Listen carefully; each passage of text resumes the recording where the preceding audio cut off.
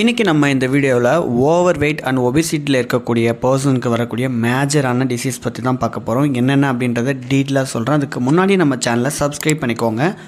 நம்ம over வெயிட்லேயும் obesity லெவலுக்கும் ஆளாகிறதுக்கு என்ன அப்படின்னா இம்பேலன்ஸ் ஃபுட் ஹேபிட் தான். ஸோ நிறைய பேர் டிஃபன் சாப்பிட வேண்டிய டைமில் ஸ்நாக்ஸ் சாப்பிட்றதும் அன்டைமில் நான்வெஜ் எடுக்கிறதும், ஸோ இந்த மாதிரி ஹேபிட்டால் மட்டுமே உங்களோட வெயிட் வந்து இன்க்ரீஸ் ஆகிட்டுருக்கு.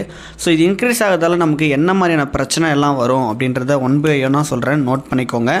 ஃபஸ்ட்டு வர விஷயம் நமக்கு ஹை கொலஸ்ட்ரால் லெவல்.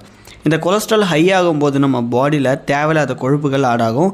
இந்த கொழுப்புகள் எங்கேருந்து நமக்கு பதிவேறும் அப்படின்னா நம்ம நெஞ்சு பகுதியிலேருந்து வயிறு பகுதி வரைக்கும் தான் இந்த ஹை கொலஸ்ட்ரால் லெவல் நமக்கு வரும்.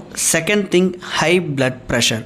இந்த பிளட் ப்ரெஷர் ஹை ஆகும்போது நிறைய பேருக்கு உடம்புல நிறைய விதமான மாற்றங்கள் தெரியும். Third thing, fatty liver. இந்த அதிகமான கொலஸ்ட்ரால் ஆகும்போது நம்ம பாடியில் தேவையில்லாமல் கொழுப்புகள் ஆட் ஆகும். அந்த கொழுப்புகள் நம்மளுடைய லிவர் மேலேயும்